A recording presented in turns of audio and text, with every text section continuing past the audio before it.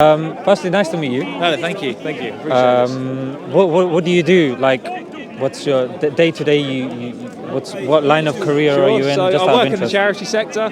Wicked. Can you hear that? Don't move too much, please. Okay, yeah. Okay.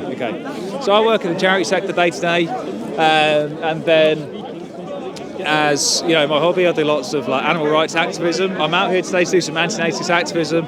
Quite passionate about trying to make the world better, donating money, getting active, that kind of thing. Awesome. Fantastic.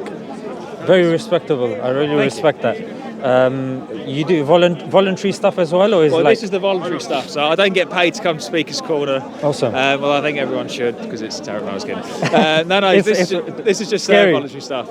No, it's good fun. I do appreciate debate and this kind of thing. So in terms of volunteering, like the vegan activism and then like anti-natalist activism, just coming out there, putting the word out there, recording some videos for Lawrence Anton's YouTube channel, which you should pay us for, because neither of us is Lawrence either holding the camera or recording. And then one of the Get things him a tripod. definitely should. Poor guy. Definitely should. And then one of the things I'm really passionate about, which I know is big in Islam, with zakat, like donating money. I'm a big fan of donating money to charity as well. I think that's pretty impactful. This is more kind of fun for me rather than impact. I'm not kidding myself. This is going to be super impactful. Fantastic.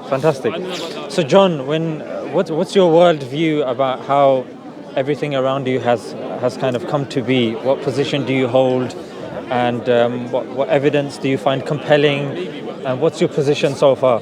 How would you describe it? So I'm an atheist, not an atheist in the sense that I'm sure that there is no God, but an atheist in that I'm not convinced by the arguments that there is one.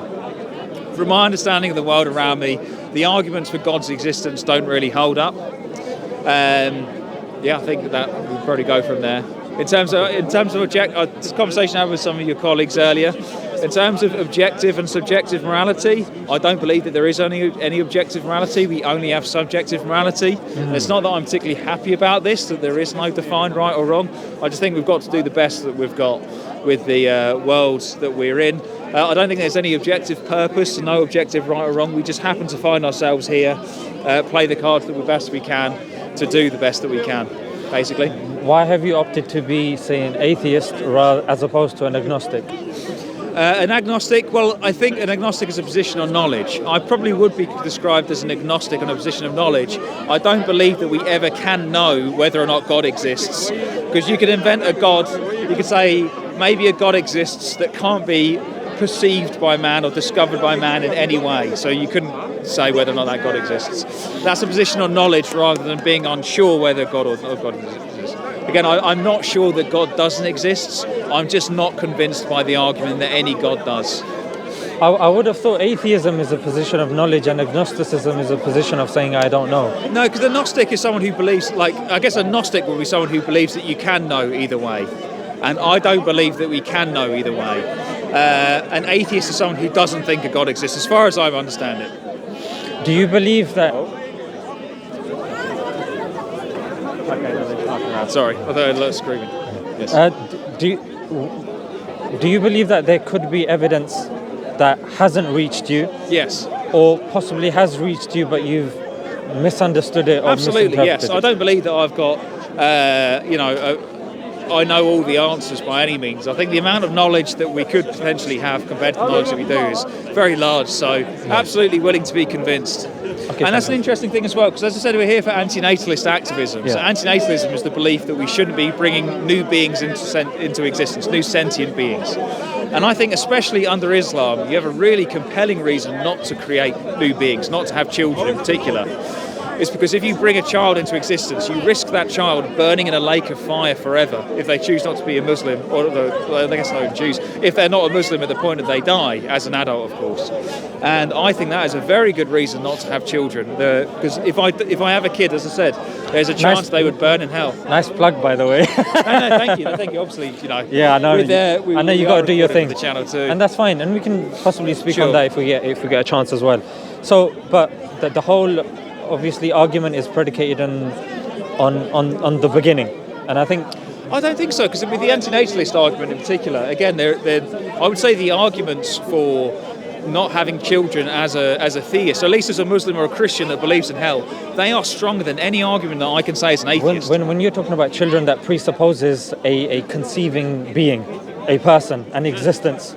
So when you're talking about a being and an existence, the primary question to that being in existence is, how did I get here? Who am I? What am I doing here? So I get... Hang on, I think they're all very different questions. So how did I get here would be like a material one.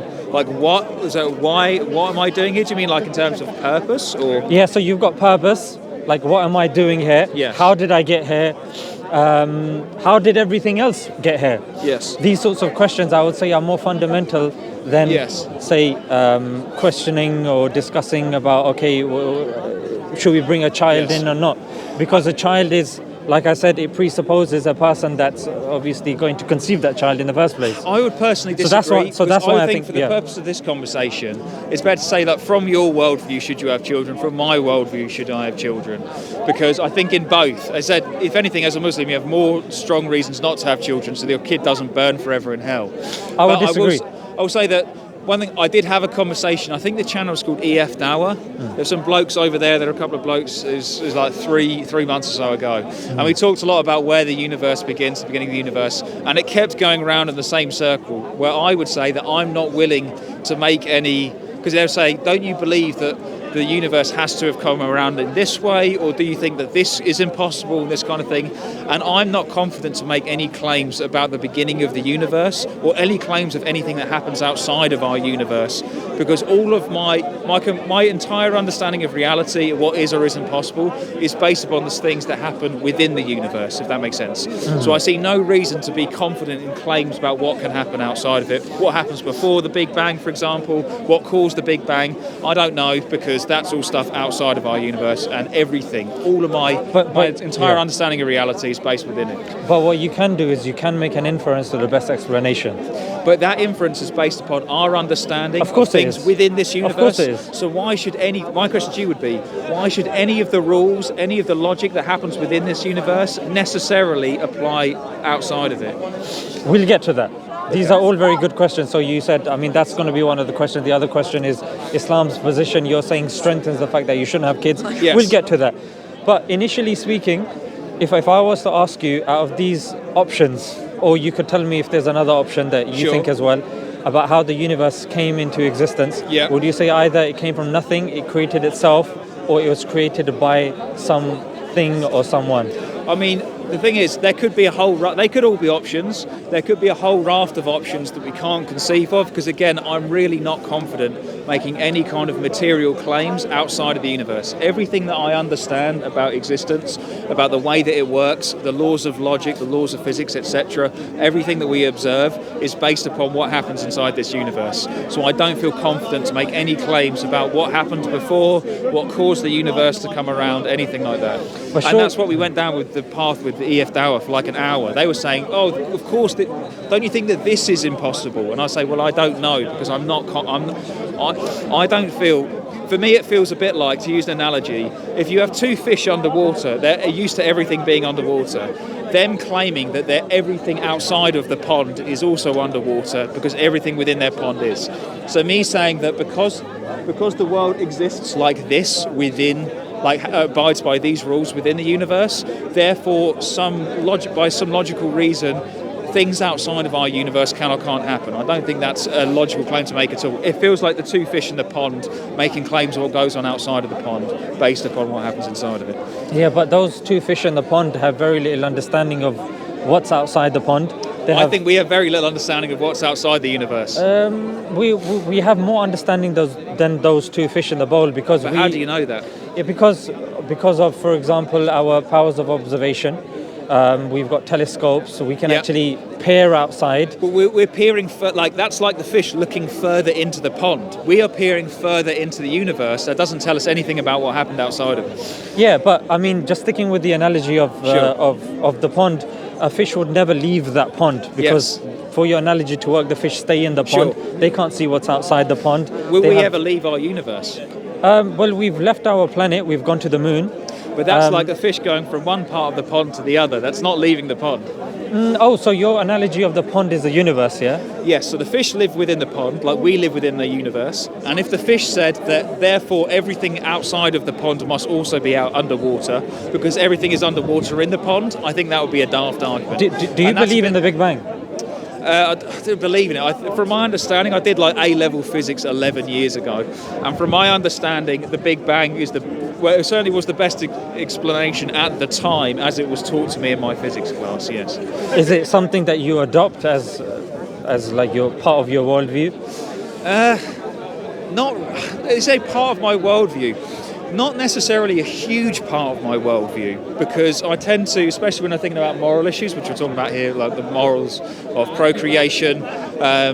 Also, an important point for antinatalism is around eating animals, because if you, by not being vegan, by eating meat, for example, we're bringing all these beings into existence. We're paying for them to be bred into existence, to then suffer and die. We think that's very wrong as antinatalists.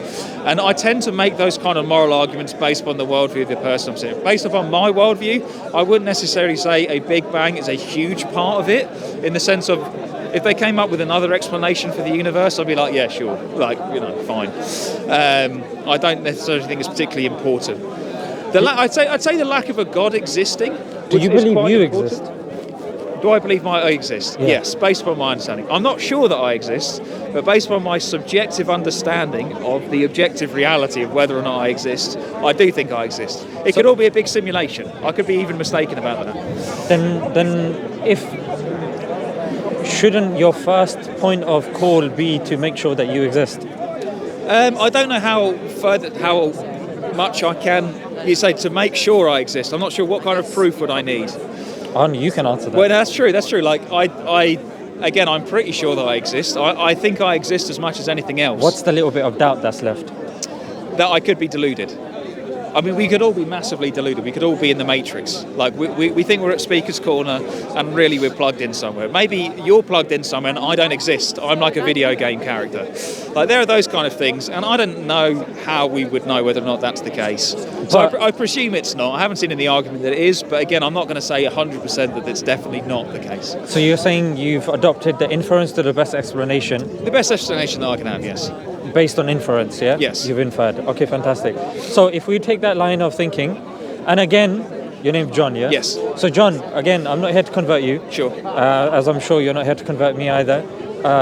You've spoken to the sfdawah guys. We'll have a conversation as well, and we'll try different angles. But again, what I'm not asking from you is to tell me things that are stuck in stone. I'm not going to hold you to it. Yeah. You're more than welcome to change your position or whatnot. But all I ask is you just give me just honest answers that you genuinely believe. Sure. Because sometimes when some people come, they try to.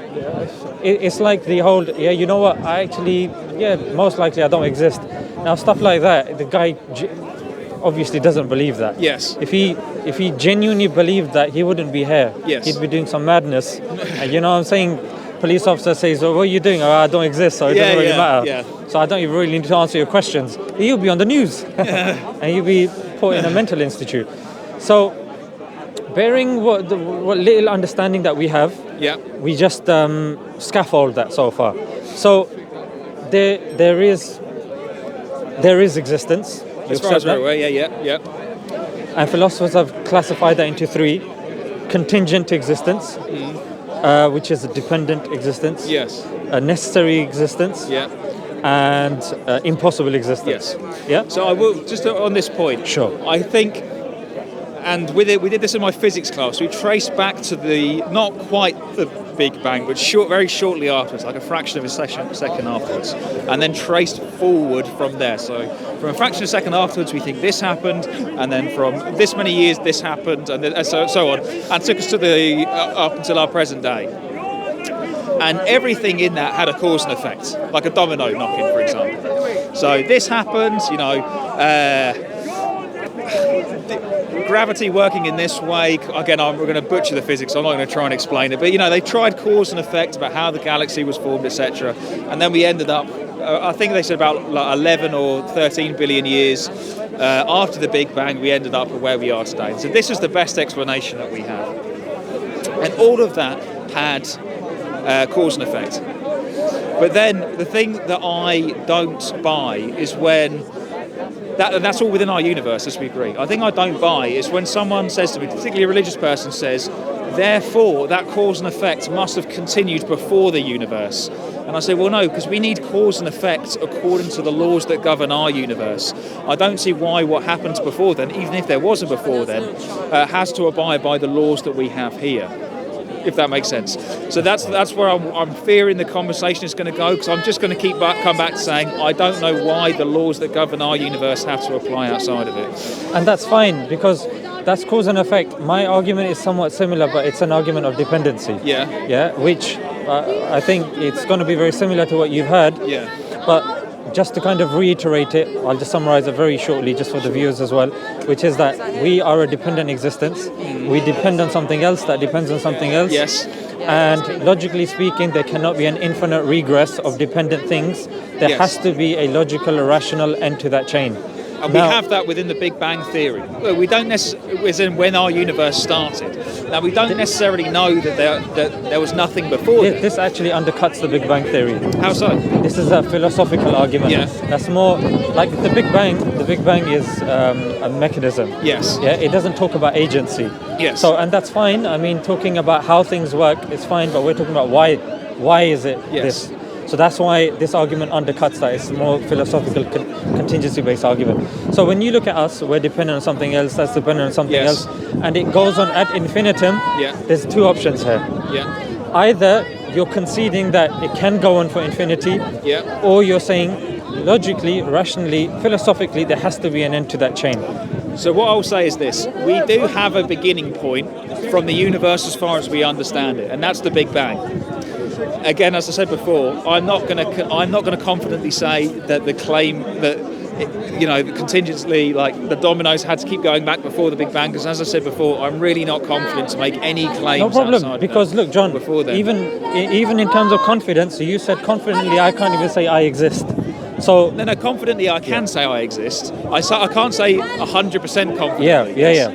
So that's what I'm saying. 100%. I'm not asking for anything 100%. Yes. What we're saying is we're just using inference. We're using rationality, and we're saying, you know what makes the most sense to me. Okay, but what makes sense to you? I hope you'll agree. No, sorry, I didn't mean me. Sorry, I meant you. to me. Sorry. What makes sense to me is based upon my understanding that's based within this universe. In the same way that in the fish in the pond, their understanding of reality is based upon their life in the pond. Okay, I got you. That doesn't mean, therefore, that any of the conditions within the pond, such as being underwater, therefore apply outside of the pond. Like we know, for example, in the pond example, that there is a world that isn't underwater. It's not all underwater. Similarly, I don't know, I'm not going to confidently say that the laws that govern this universe, such as cause and effect, that necessarily applies outside of the universe, because all of my understandings are based upon what happens here. Okay, no problem. But again, this universe, let's just say we put it all in one blob. Yeah? All of it we put in one blob. Yeah. Now that blob, dependent or independent? What do you mean? Is it dependent on something? So philosophically, dependency and independency, I'm just going to quickly define it. Dependency implies that something can cease to exist. Yeah. It's composed of parts. Yeah. And it can be any other way. Yeah. Something that's independent is the opposite of that, i.e. it's not composed of parts, can't be any other way, and can't cease to exist. So can the universe in total cease to exist? So I don't know. So is the universe in totality, is it dependent or independent based on the definition? And I'm more than welcome to repeat it. I don't know. I don't know. I don't feel confident making claims about the universe as a whole necessarily, especially from the outside, from an external observer of the universe. Let me continue a bit further and let me know what you think. So the universe itself, if I took the universe, for example, something could be placed in one way. It could be like instead of red, it could be blue, or instead of big, it could be small. And the things inside the universe, they are ceasing to exist. Like people are dying, stars are exploding, and then there's supernovas, etc., etc. And then this comes into existence. In the scientific sense, though, with a supernova or with people dying, there isn't really any creation or destruction, really. You're It's saying just there's matter is energy. just changing. Yes, Yeah. matter is just changing. So the stuff that makes me now, when I die, will be turned into something else. Right.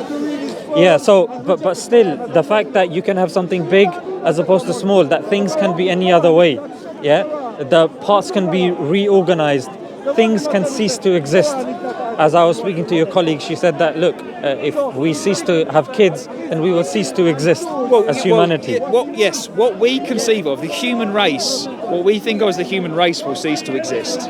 But the stuff that makes up the human race, the atoms that make up the human race, will continue in some other form. Maybe we'll be eaten by animals or turn into plants or something like that, you know? Turn into a lobster. Yeah, there's the idea that we are all made up of the stuff from stars, from Stardust. supernovas, for example. Yeah. So you believe that the blob of the universe, does it fall independent or independent? Well, can the universe cease to exist? I generally don't know. I don't feel very confident making claims about the universe as a whole. Because if you believe in the Big Bang, then you also probably heard of the Big Crunch as well. That's one theory, where everything expands and then crunches together, yes. Yes, that theory. Is that something that you subscribe to? I don't know. I honestly, I remember we were looking at different options in physics. There was the big crunch, there was the big expansion, it just keeps expanding forever. Yeah. Then there was like a slowing down where it slows down the expansion but never fully stops. I don't know on any of them, to be honest. So I don't think it's a big part. So John, when we look at the universe, even if we see it as a blob, that the question is, how did that blob come to be? Did it come from nothing? Did it create itself? Yeah. Or was there something behind it? I don't know. As I said before, I'm not going to make any claims about what happened outside of the universe. I'm not asking you to. I'm saying, what's the inference to the best explanation? But it is outside of the universe, because according to you, whatever created our universe has to have been outside of it, right? So for me to make claims about what did or didn't create the universe, or even if there is an outside of the universe, I have to step outside the universe to make that. I have to make a claim outside of it. A bit like a fish making a claim outside the pond, and I'm just not going to do that. But even a fish can make certain claims based upon even the pond itself, isn't it? Yes, they could say that because of our experience within the pond, everything is underwater.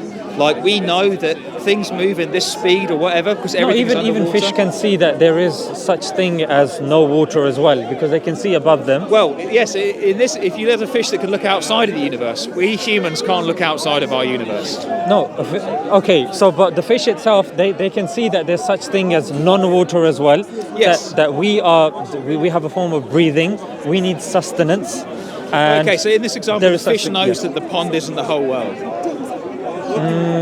How do you want to keep it? We can keep it as the world of the universe. In my example, I was saying about two fish in a pond who thought that the pond was everything, if that makes sense. Okay. A bit like with us, with the universe. Now, again, there could be stuff outside of the universe. I'm just not going to make any claims. And I do worry that the conversation's going to kind of die as it did with sfdawah, because I'm just going to say, look, I'm really not going to make any claims on it, because every claim I make about what could and couldn't be true, what is or isn't possible, is based on my understanding of reality, which is based upon this universe, which started however many years ago.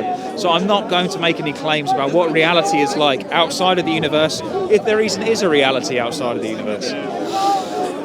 Then what do you concede, or what's your kind of final kind of resting point? I don't know. That's my resting point. When people ask me, did the universe come into existence this way? Did the universe come into existence that way? Are there many universes? Are we the only one? I just come with. So this is interesting then. So when you say I don't know, yes, and then you say I'm an atheist, yes, that the atheist position is that there is no God.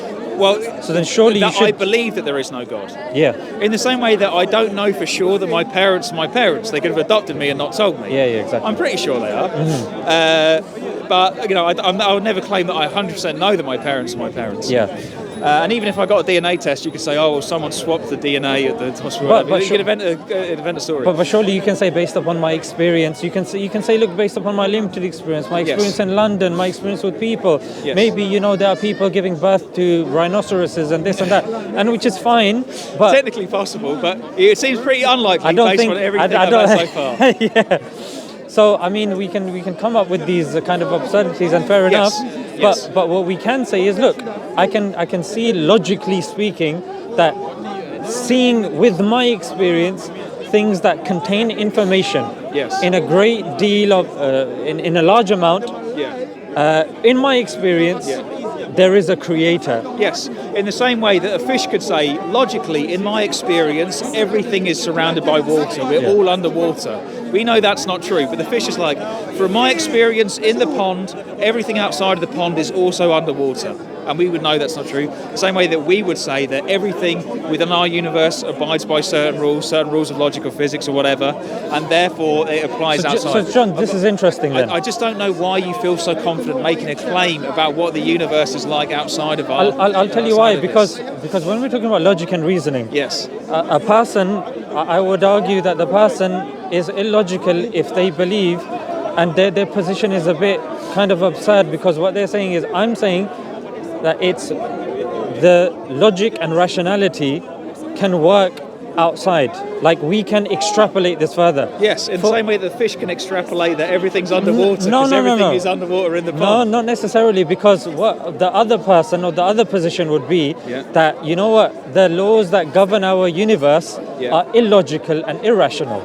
Not that they are, I mean, I don't think they're illogical or irrational. Because that's the only, either they're logical and rational, or if a person says, look, logic and rationality may not necessarily govern our universe, so that leaves the only other option, which is irrationality of... Not necessarily. Or you just say that the way things are within the pond, like with the fish, they're not necessarily that way outside of the pond. I'll give you an example. In the same way that the laws that govern our universe here, they might not necessarily be the case outside of our universe. Like a squared circle. Yes. Yeah? That's a contradiction in terms, isn't it? Yes, definitely. Within our universe, a squared circle is an impossibility. Do you believe that a squared circle could exist outside the universe? I'm not going to make any claims about what can and can't exist outside of our universe, because all of my understandings are based upon what happens inside of it. So based upon your understanding of what's inside, would you say that illogical, irrational things can exist outside? Well, I don't know, because again, we don't know the rules. Like, it'd be like saying, based upon our understanding of everything being underwater, is it possible that things are not underwater outside of the pond if we're with the two fish? I do worry that we are going in circles here. Like I say, I'm just not going to make claims about what happens outside of the universe. What we can do is we can have a chat, if you would like, about starting, within the universe, like within our universe, and go from there. And then, in particular, interesting to talk about like antinatalism and creating new beings. So I guess like within the universe as well. When you see something like a dictionary, that has a lot of information in there. Yes. Yeah, and from our experience, we see something that has a great deal of information implies a creator or a designer or a writer of sorts. Yes. Can you give me an example of something that has a great deal of information that has no designer whatsoever? Well, it depends what you mean by information, because I don't think that human beings were designed. Information could be in terms... you mentioned human beings like DNA. Well, I don't think some people might think of that as information, but I don't know if it necessarily is information. There's a lot of information. Well, it depends how you define it. Information in terms of... Joseph is Jesus' father. Not now, mate. Joseph is Jesus' father. Come on, mate. We're having a nice chat. Please respect Joseph is Jesus' father. Please respect us. Jesus' stepfather. I don't Jesus believe in slaughtered people. I'm an atheist. I don't believe in Christianity. You're wasting your time here, bro. You have no knowledge. Okay. I have knowledge from Allah. John. Okay. Allah revealed to me. Well, enjoy your horrors. John. Allah revealed to me. I don't think he's well. Right. You're a liar. I am Messiah. There's another Islamic belief that he's the Messiah. I don't think he's well. Jacob is Jesus' Have a good day, sir. Have a good day. Okay, so a few slices short of the loaf, I think it's. Yeah. What can you say? So when it comes to DNA, like you've got certain stem cells. Yeah. They have information, and that information. When I say information, I'm just giving you an analogy that it can be used to create an organ. It's got enough data. I mean, a crude simplification would be data. Yes. It's got data that can be used to create something, form something. Not too good with definitions, but you could. Sorry, just go back. Like, I know where this is going to go. It's going to go to like why humans create, because they're very complex. And like, if you saw a brick wall, a human cell is much more complex than a brick wall. Mm-hmm. I think again, like with the atheist worldview, you can track all the way back to the Big Bang and like the evolution of the first cell, for example, and then when a single cell organism became a multi-cell organism, you can track back over a very long period of time and look back to how we did end up the way we are. Now, again, it's very, very complex. I wouldn't say it's in any way intelligently designed. Again, something that comes back to the anti-natalist point. We're designed in a way so that we will grow old and die. We're designed in the way that we need water to survive. There are many people who don't even have clean water in this world. There's a lots of ways which, if we were designed very poorly, that for me point to either a cruel God, like a God who designed us to the point where we can like die of thirst or die of starvation, or from my perspective, we weren't designed at all. We evolved in the way that we evolved, and this is the way that we've ended up. Oh, has it run out of battery? Oh no, that's all right. It's a reminder to be fair, I do think we probably should. Maximum recording time. Okay, yes, no, we should probably check Reckon and Lawrence. But I will, out of courtesy, I will stay and finish this conversation. You can take footage from us.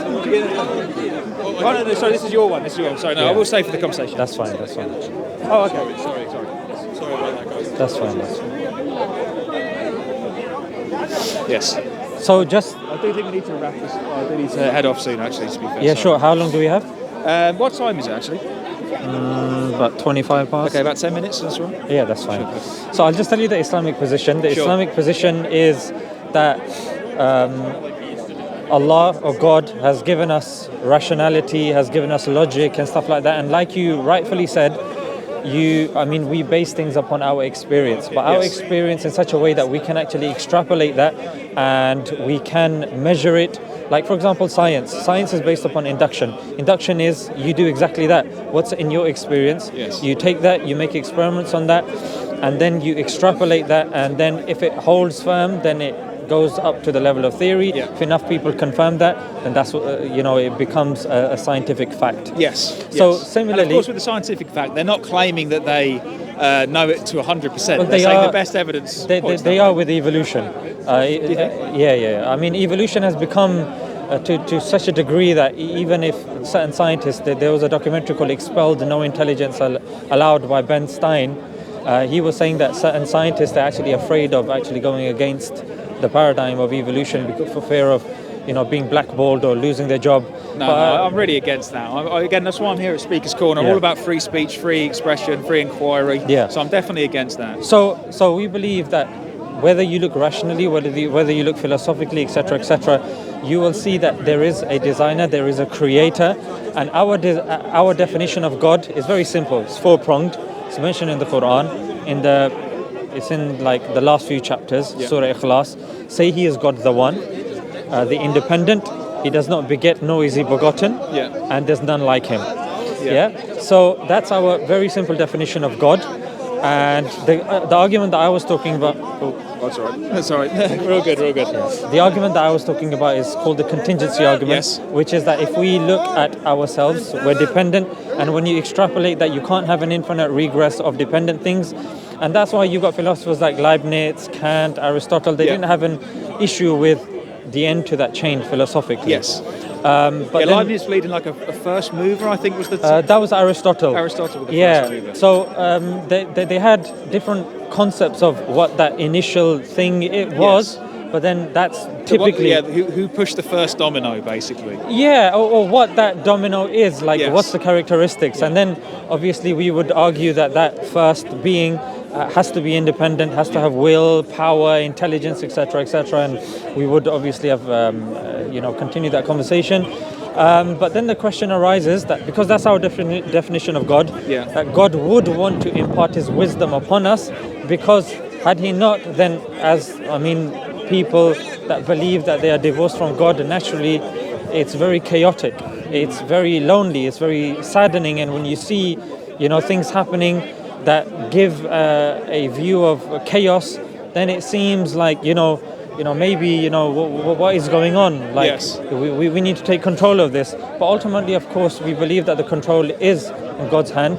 The world is a test, but how do we know world is a test? Because being very brief. So with the books of the various religions, what you do is you analyze the claims of the books. You analyze, number one, the preservation, which of the books are preserved, which of the books have the prophecies that can actually be proven, that can actually be measured. Are there any historical things that, as a skeptic human being, that I can check that which book? Because it's all well and good saying there's various books, but there's various shampoos, but you're still only going to use one shampoo. Well, not me, I'm bald, which is why I've got a thick hat on.